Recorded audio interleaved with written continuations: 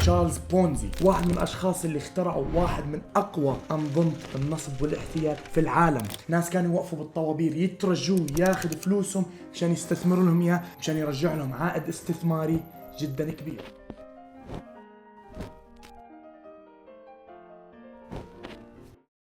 يا هلا والله شباب، رجعت لكم بفيديو جديد، بفيديو غير عن السابق. انا بالنسبه لي بشوف هذا النوع من الفيديوهات احلى بكتير واريح وامتع ومسلي ومنه فايدة صراحة. ما تنسون من الدعم مثل اللايكات والسبسكرايب والشير والكومنتات، عشان هذا بيعطيني حافز اني اكمل وانزل لكم حلقات مثل هيك اكثر واكثر. تشارلز بونزي انولد بايطاليا سنة 1882. انولد بعائلة متوسطة الدخل، ابوه كان ساعي بريد. بس تشارلز بونزي انولد وعنده فكرة وحدة، انه ما بده يعيش مثل حياة ابوه، لانه الجهة الثانية من عائلته يا كانوا تجار يا كانوا اشخاص سياسيين او كانوا بزنس من اللي هم تجار باختصار. يعني طبعا لما شاف جده وسته ناجحين وناس سياسيين وعندهم تجارة ناجحة وكله تمام، هو حزت فيه انه انا ليش لازم اسعى واركض ورا رزقي واشتغل 9 to 5 واشتغل نفس الناس الطبيعية وابوي ساعي بريد؟ ليش انا لازم اعاني من هذا الموضوع؟ هو ما كان مقدر ولا كان مكتفي بالحياة اللي هو كان عايشها، لانه بكل اختصار كل اللي حواليه غير اهله كانوا اغنياء. وقعد يتساءل انه ليش هو ما انولد غني؟ ليش اضطر يسعى ورا كل دولار ودولار السنه لاخر الشهر لينزل له راتب مشان يدفع الاجار ويعمل ويرجع يعيد نفس الموال؟ وبعد فتره توفى ابوه وورث ابوه مبلغ كبير بهداك الوقت. فامه لتشارلز ضلت تنصحه انه روح خذ هي الفلوس وادرس فيها بجامعه راقيه. فهو كاي شخص طبيعي ما سمع كلام امه. شو راح يسوي؟ راح يهايط بالفلوس. شو يعني هايط؟ اخذ هاي الفلوس صار يورجي الناس انه هو عنده فلوس، صار يشتري لبس غالي، يطلع على حفلات، يطلع على بارات، يصرف على مشروبات كحولية غالية، صار يصرف فلوسه كأنه أغنى إنسان بالعالم. وبعد فترة الفلوس هاي كلها طارت كلها. طبعا من هون انتم لازم تعرفوا شخصية بونزي انه هي شخصية بتحب تتباهى بشيء ما عندها اياه اللي هو الفلوس. فلما كان يطلع مع اصحابه الاغنياء مشان يورجيهم انه هو حتى كمان غني. وطبعا مثل ما توقعتوا خلصت الفلوس الورثة هاي وما درس واضطر يعيد من الصفر. وبعد فترة عمه شاف انه وضعه زبالة، قرر يوظفه عنده. وطبعا هو مثل الغبي رفض هذا الشغل، لانه كل اللي براسه انه هو بده ينجح وبده يكون مثل أجداده. فكرة إنه يشتغل موظف 9 to 5 كانت تجن جنونه. كان ما يقدر يتحمل فكرة إنه هو يقعد ورا مكتب أو يشتغل مثل العمال التانيين. هاي الفكرة ما كانت تدخل براسه أبدا. طبعا بهاي الفترة كلها هو كان ساكن بإيطاليا. بعد ما صار هذا كله قرر يسافر على أمريكا. ب 1903 وصل على بوسطن. بوسطن هي مدينة موجودة بولاية ماساتشوستس. طبعا الكلمة صعبة تاعت هاي المدينة ماساتشوستس، ما بعرف احكيها يعني، بس هاي المدينة حكتب لكم اياها هون. كل تفكير بونزي بهداك الوقت انه هو احبط امه بموضوع انه ما درس وما نجح وهو موجود بايطاليا. كان كل اللي بيفكره هلا انه هو بده يرفع راس امه، يروح على امريكا فقير يرجع لايطاليا غني. بس هو ما كان بيعرف كيف بده يرجع لايطاليا وهو غني. طبعا هو لما وصل ما كان معاه شيء يكفي يوفي انه عايشه، فكل اللي كان لازم يسويه انه يلاقي شغل. طبعا انا مثل ما حكيت لكم هو بكره شيء انه يشتغل مثل العامل الطبيعي. بس بهذيك الفترة انجبر يشتغل بمطبخ، يشتغل كويتر، يشتغل كدهان. فاضطر يشتغل هدول الشغلات بين مدينة نيويورك ومدينة فلوريدا. ضل يتنقل بين هدول المدينتين مشان الشغل. طبعا طول هالفترة اللي هو قاعد بيشتغل فيها كان يا هو اللي يترك او كان هو اللي يتقلع، لانه كان يحاول ينصب على الكاستمرز. طبعا مثل اي واحد هيك نهايته صار فقير او هوملس او بدون بيت او مشرد بمعنى تاني. صار يشحت بالشارع، صار يسرق مصاري، وصار ينام بالحدايق مثل ما انتم بتشوفوا بالمناظر الموجودة بأمريكا، كيف المشردين معبيين الدنيا، واحد نايم هون واحد نايم هون، واحد نايم بالحديقة واحد نايم بالسطح. هذا اللي صار مع بونزي. ونقطة نسيت احكي لكم اياها، انه بالشغل اللي كان يشتغله كل ما يجمع مبلغ معين كان يروح يشتري اشياء غالية عشان يذكر حاله بايام العز اللي هو كان عايشها لما ورث ابوه. طبعا ب 1907 انتقل لمونتريال بكندا، لانه فكر هناك ممكن الحياة تكون اسهل والرواتب اعلى ويلاقي فرص احسن. واول ما وصل لهناك لقى مكان كويس يشتغل فيه ببنك، وهذا البنك كان خصيصا لعملائه الإيطاليين. وأعطيكم معلومة إنه الوظيفة اللي لقاها بمونتريال بكندا هي نفس الوظيفة اللي كان عمه بده يشغله إياها بإيطاليا. بس سبحان الله كيف الأمور تتغير فجأة بس لأنه صار مشرد. فكالعادة بونزي ترك الشغل لأنه أول شيء كان المدير تبعه شخص نصاب، والبنك اللي كان يشتغل فيه كان بنك نصاب. كان يستعمل طريقة احتيال اسمها روبينج بيتر تو باي بول. طبعا روبينج بول تو باي بيتر هاي طريقة احتيال إلى حد ما، بس مو احتيال. باختصار هي أنا باخذ فلوس من مستثمر قديم مشان أدفع لمستثمر جديد نسبة الأرباح اللي أنا وعدته فيها. مثلا أنا عندي مستثمر قديم اسمه خالد، إجاني مستثمر جديد حكى لي بدي أحط عندك 1,000,000 درهم بس بدي عائد 5%. بحكي له تمام، حط 1,000,000 درهم عندي، خلال سنة أنا راح أعطيك 5%. 5% باخدها من المستثمر القديم وبدفع للمستثمر الجديد. ونفس الشيء المستثمر هذا بروح باخذ من هذا وبعطيه هذا.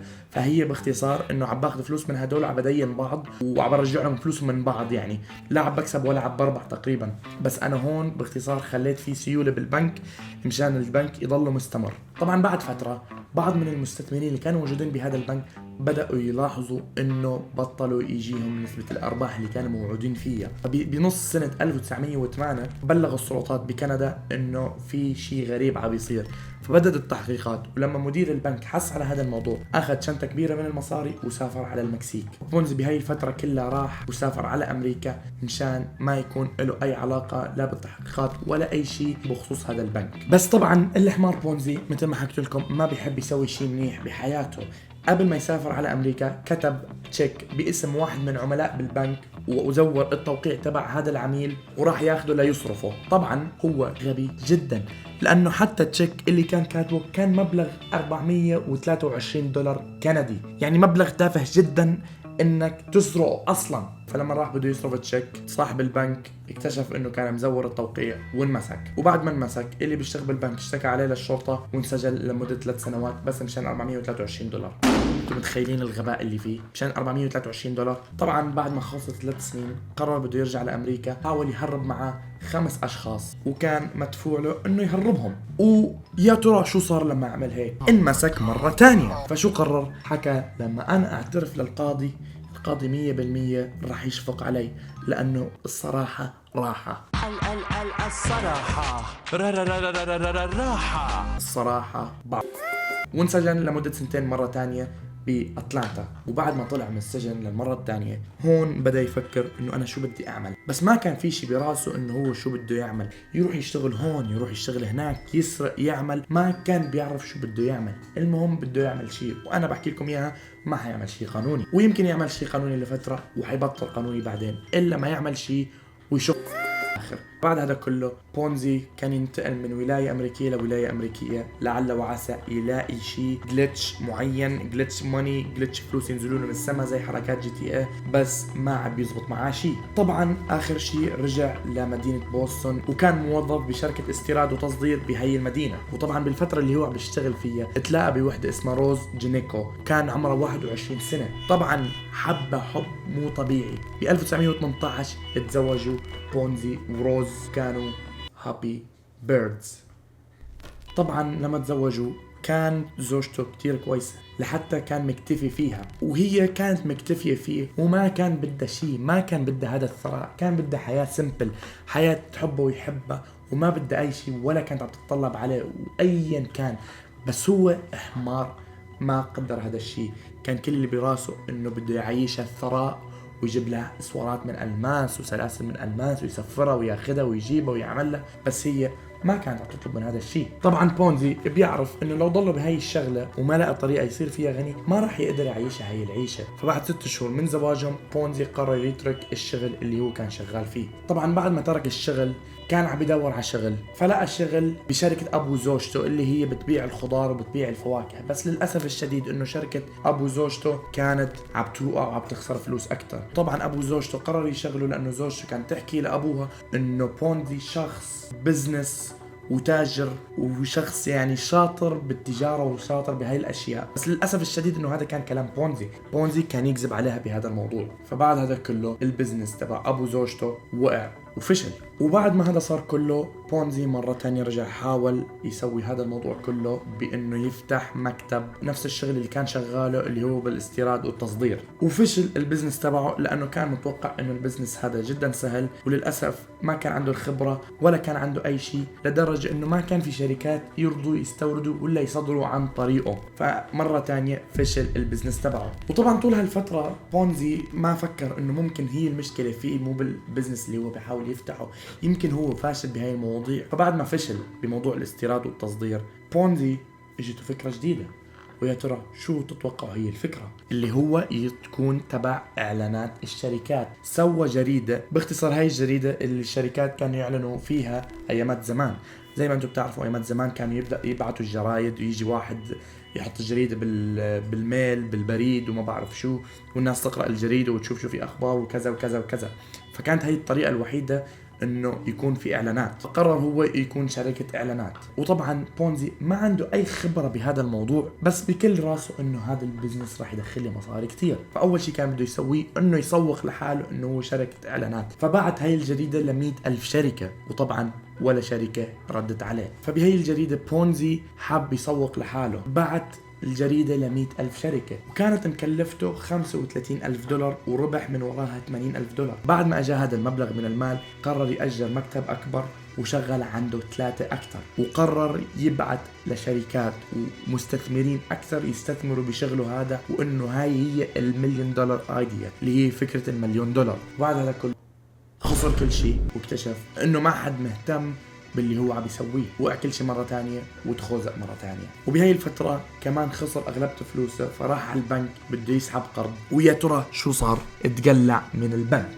والتقليعة كانت شيء بيخزي. لما وصل عن البنك حكى له صاحب البنك انه انا مستعد اسكر حسابك ولا اعطيك $1 واحد تستفيد منه. واحد من الايام بسنة 1919 بشهر 8 تقريبا، كان عم ببحث بالبريد تبعه ولقى رسالة بريد بالبريد تبعه من اسبانيا. فلما شاف الرسالة هاي بالاسباني قرر يفكر انه انا الجريدة اللي سويتها للاعلانات كانت بس بالانجليزي، ليش ما افكر واتوسع باوروبا واترجمها للغات تانية مثل البرتغالي والاسباني والايطالي والالماني والفرنسي. وكان يعني فكرة جهنمية بالنسبة له. فتواصل مع شركات كبيرة باوروبا بخصوص انه يسووا شراكة ويصيروا يعلنوا عنده بالجريدة هاي باللغة اللي هم حابين فيها. طبعا هذا الشخص الاسباني او الشركة الاسبانية قررت تدفع له، كانت بعتت له شغله اسمها IRC بهديك الايام اسمها International Reply Coupon. واللي فهمته بخصوص هذا الموضوع انه هذا الكوبون هو عباره عن في دول متحده مع بعض، انه هذا الكوبون بقدر اي شخص يستعمله بهي الدول. مثلا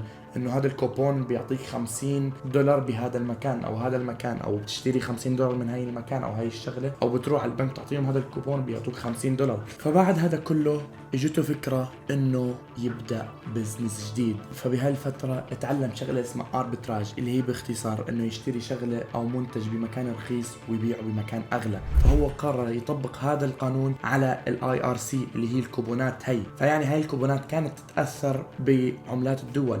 يعني أنا لو اشتريتها $50 أنا ممكن هاي $50 توفي معي أكتر بكتير بدولة تانية تتعامل بالكوبون هذا وتشتري لي أشياء أكتر. فمثال بسيط جدا إنه هذا الكوبون بإيطاليا بهديك الفترة كان يسوى أكتر بكتير بأمريكا، فكان يشتريه بإيطاليا ويروح يحطه بأمريكا ويبيعه هناك ويكسب شوي فلوس فوقه.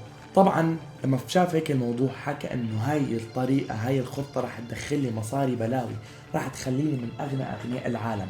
بس هذا كان كله كلام على الورق، وكانت هاي الطريقة قانونية وما حد له عنده، يعني كان شغال طبيعي 100%. فبشهر 1 1920 بونزي بدأ هذا البزنس، فتح شركة اسمها Security Exchange Company. هاي هي الشركة اللي كانت راح تغير حياته رأسا على عقب بالفكرة اللي هي اجته انه يبيع IRC بدول تانية ويستفيد من الفرق. بونزي فشل مرة تانية لأنه نسبة الأرباح كانت ما تغطي تكاليف التوصيل والشحن والقصص هاي كلها. كالعادة فشل البزنس تبعه. وطبعا هو ما كان حاسب حساب شغلة تانية، انه ما كان في كوبونات بتكفي بالعالم كله ليمشي هذا البزنس وينجح فيه ويدخل المبالغ اللي هو كان متوقعها. طبعا هو كان مقتنع انه هي كانت البزنس اللي هي مثل ما حكيت لكم The $1,000,000 ايديا، وما كان بده يتخلى عن هاي الفكرة وكان بده يستمر فيها أكتر وأكتر. لما شاف إنه هاي الفكرة مستحيل يتخلى عنها، حول هاي الفكرة لشغلة اسمها ذا بونزي سكيم او مخطط بونزي. طبعا انتم ممكن سامعين بهاي الشغله اللي اسمها بونزي سكيم، وسامعين بشغله اسمها البيراميد سكيم، سامعين بكل هاي القصص. طبعا هاي القصص كلها هي عباره عن طرق احتيال ذكيه جدا. طبعا انتم هلا حتلاحظوا انه شكلي تغير لانه فصل الكاميرا واضطريت اصور باليوم الثاني لما كانت راضي الكاميرا تشتغل عندي. طبعا مثل ما حكيت لكم البونزي سكيم والبيراميد سكيم، باي بيتر تو باي بول، هدول كلهم طرق احتيال ذكيه، يعني بدأ انسان يكون جدا متفيق ليسويها. فبونزي شو قرر يعمل؟ ما كان بده يتخلى عن حلم اللي هو بيع الار اي سيز ويكسب منهم ثروه، مع انه هي ما راح تغني لهي الدرجه، لانه فروق مبيعات وفرق السعر بانه يربح منهم كان مو الفرق الشاسع جدا ليكون له المربح الهائل هداك. فهو قرر انه يستمر بهذا الموضوع بغض النظر عن الفكره هي كويسه ولا مو كويسه. كان كل هدفه انه يقنع الناس انه فكره البزنس تبعيته هي كويسه. فلما يقنع الناس بنشهر الموضوع، لما ينشهر الموضوع المستثمرين والتجار راح يشوفوا هذا الموضوع، حيحكوا اوكي هي فرصه استثماريه جدا قويه لازم نستثمر فيها باسرع وقت. فلما يضخوا فلوسهم هو هون بيمسكوا فلوسهم، هو بيكون عم بيتحكم بفلوسهم. حطوا ببالكم مخطط بونزي او ذا بونزي سكيم هو قريب جدا من مخطط اللي اسمه روب بيتر تو باي بول، بس الفرق انه بروب بيتر تو باي بول فلوس المستثمرين اللي كانت تتاخد مثل ما حكيت لكم ببدايه الفيديو كان تستثمر بمكان تاني، ولو خسر الفلوس بيضطر يدفع لهم من مستثمرين تانيين وبيضل يعيد التكرار هذا لحتى يزبط الموضوع. اما مخطط بونزي او اللي هو ذا بونزي سكيم، الشخص اللي عم بيسوي هذا الاحتيال بياخد فلوس المستثمرين لإله شخصيا وما بيعطيهم شيء الا من فلوس مستثمرين تانيين. طبعا حطوا هذا الموضوع براسكم انه ذا بونزي سكيم هذا ما بيستغل المستثمرين اللي بيفهموا بالاستثمار، هذا بيستغل المستثمرين اللي هم بدهم شغله اسمها كويك كاش، يعني بدهم فلوس سريعه هيك سريع تجيهم بالسهل يعني. فاللي كان يفهم بهذا الموضوع بيعرف انه بونزي كان نصاب او في شيء غلط عم بيصير بيهايند ذا سينز، انه كيف عم بيعطيهم عوائد 50%. طبعا مثل ما حكيت لكم بونزي حمار من ناحية حسابات وحمار من ناحية اقتصادية من ناحية بزنس، بس شاطر يتعامل مع الناس. فليكمل البونزي سكيم تبعه كان يضطر يحكي مع الناس، ما كان همه الفلوس، كان همه أكتر شيء يجيب أكبر عدد من الناس ليستثمروا على أساس يستثمروا بالشركة اللي هو بيسويها. فبهي الفترة أقنع 18 جار من جيرانه بالحي اللي هو ساكن فيه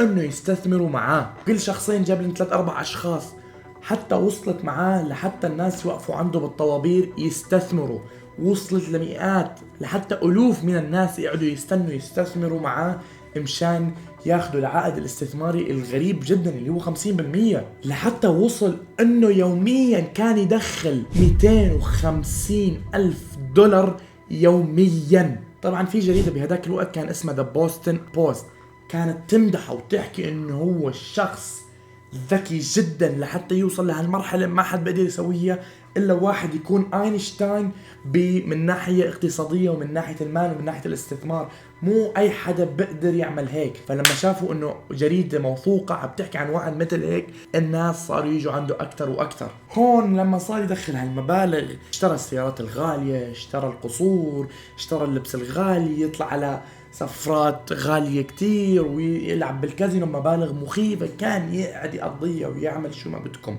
بس طبعا مال حرام ما يدوم، كفو الشاعر عزوز يو. فبعد 6 شهور 7 شهور 8 شهور الناس بدأوا يتساءلوا أكتر وأكتر إنه بونزي كيف عم بيعمل هيك، شو الطريقة، شو الجلتش، شو الهاك اللي قاعد يسويه بالحياة هون انه يعيد هذا الاستثمار، كيف هو كسبان اصلا اذا عم يعطي 100% من الارباح، قد هو عم بكسب لحتى يعطي 100%. وفي شغل انه واحد من الاشخاص رفع عليه قضية وبونزي فاز هي القضية. كيف فاز القضية؟ بونزي فاز القضية لانه كان دافع اوائل المستثمرين فلوسهم، راح للمحكمة حكى لهم انا اوريدي دفعت للناس، كيف اكون كذاب اصلا؟ والمحكمة حكمت بصالحه وفاز القضية. هون بدأ اللعب الصح. ذا بوستن بوست اللي هي مدحت بونزي ببداية احتياله انه هو كان ذكي جدا، نزلت جريدة مرة تانية عم تحكي انه هو محتال وحتبدأ التحقيق بخصوص بونزي. جابوا شخص اسمه كلارنس بارن. مين كلارنس بارن يا عزوز؟ كان المانجر بذا وول ستريت جورنال. اللي ما بيعرف مين هي ذا وول ستريت جورنال، وحدة من أكبر الصحافات أو الصحفية، لا من أكبر الصحف اللي موجودة بأمريكا. جابوا هذا الشخص، وهذا الشخص بدأ يحس على الموضوع وكان بيعرف بخصوص موضوع ذا بونزي سكيم، بس كان لازم دلائل ويحقق بالموضوع أكتر وأكتر. كلارنس بارن حكى إنه ممكن بونزي يكون سادة، فعمل حسبة إنه شو لازم يوفر بونزي لحتى يقدر يعيد هاي العوائد الاستثمارية، وطلع إنه لازم بونزي يشتري 160 مليون كوبون ويبيعهم ليرجع العوائد اللي هو واعد الناس فيها. ومتى ما حكيت لكم انه في 27 ألف وحدة بس بالعالم. فبشهر 7 1920 ذا بوستن بوست حطت اللي حكاه كلارنس بارن على الوجهة الرئيسية من الجريدة اللي هم بنشروها. طبعا شو تتوقعوا صار لما عملوا هيك؟ الناس بطلوا يثقوا وبدأوا يتسألوا أكتر وأكتر وأكتر عن موضوع بونزي. فمسكوا الشرطة لبونزي وحكى انه انا لو اعترفت ممكن يخففوا عني الحكم ويساعدوني بهذا الموضوع، وحكى انه انا ما راح استقبل اي استثمارات تانية وحعاونكم على هذا التحقيق وما راح اخرب عليكم التحقيق وسووا اللي بدكم اياه. سهل عليهم امورهم على اساس يحكموا عليه بطريقة أخف أو يساعدوه أو يحنوا عليه باختصار يعني. طبعا بهاي الفترة اللي بصير فيها تحقيقات، بونزي جاب العيد أكتر وأكتر لما عين واحد اسمه ويليام ماس ميسترز. بونزي عينه انه يكون الناشر لبونزي، اللي هو مثل السوشيال ميديا مانجر اللي هي بالزمن اللي نحن عايشين فيه هلا.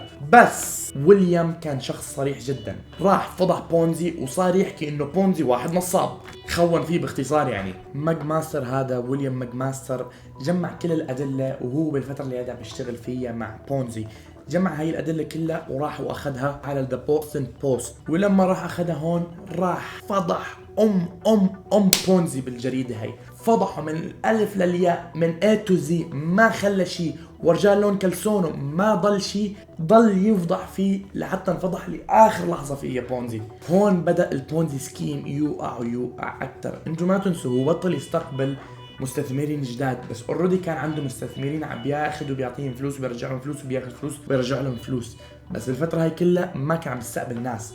بس لما انفضح وصار هذا كله، فشل الاحتيال هذا وقع بنت كلب، وتم اتهام بونزي ب 86 جريمة. بعد ما اتهم ب 86 اتهام، عمل صفقة مع القاضي انه يعترف بواحد من الاتهامات، وهذا الاتهام الوحيد اللي هو ياخده على اساس يسهل عليه الموضوع، لانه لو اخذ ال 86 اتهام معناته في احتمال كبير انه يقضي حياته كلها بالسجن. طبعا حكم عليه 5 سنين سجن. طبعا بعد ما طلع من السجن رجع انسان نفس ما هو، حاول ينصب مرة تانية، يعني ما تعلم من ابو الدرس اللي اخده. صرت مسجون ما بعرف كم من مرة، ترجع بتطلع من السجن يا حمار يا عبيط وترجع تنزخ مرة تانية انك عم تنصب او تعمل نفس الشيء ولسه ما نزخيت، حتنزخ المشكلة اخر شيء. طبعا بعد هذا كله هرب لفلوريدا مشان يحاول يرجع يعيد البونزي سكيم، يعيد اللي هو هرم البونزي، اللي هو مثل ما حكيت لكم بيجيب مستثمرين وبنصبهم باختصار يعني. فراح فتح شركة تاني هناك، شركة عقارات، وراح يقنع الناس انه استثمروا بشركتي، وصار يوعدهم بنسبة ارباح اكتر واكتر توصل ل 200%. يعني ابن الكلب ما اتعلم، وبالعكس اتطور اكتر واكتر وصار يعطي عوائد اكتر واكتر كمان. بس لحسن الحظ انه بهاي الفترة هو بيحاول يجيب مستثمرين، لانه بدأت تنتشر سمعته واغلبية الناس بدأوا يعرفوا مين تشارلز بونزي، وما حدا استثمر معه. طبعا رجع انزخ مرة تانية وكان راح ينسجن، فراح غير منظره وغير وزور جواز سفر وحاول يسافر على إيطاليا مرة تانية بسفينة شحن، باختصار انه يهرب من امريكا ويحاول يعيش حياة مسالمة. للأسف لحسن حظه انمسك بمدينة نيو أورلينز وانفضح مرة تانية وزخوه، ومرة تانية انسجن لمدة 7 سنين بأمريكا. ولما طلع من السجن كان شخص متغير كليا، للأسف مو بطريقة إيجابية. كان واحدة من الأشياء انه أمريكا كانت بدها ترجع تسفره أو تبعده لإيطاليا، وبهاي الفترة زوجته اتطلقت منه وقررت تضل بأمريكا وتسحب عليه وتسحب على النصاب هذا.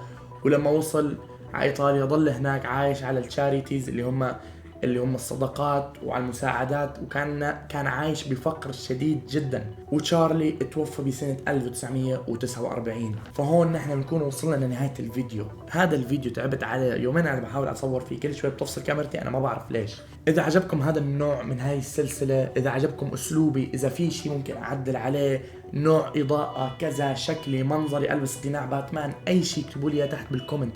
ما تنسوني من اللايك والسبسكرايب والكومنتات والشير، اهم شيء كمان، مشان الناس يشوفوا هذا المحتوى اكثر واكثر. وان شاء الله يكون عجبكم الفيديو. وبس والله، مع السلامة.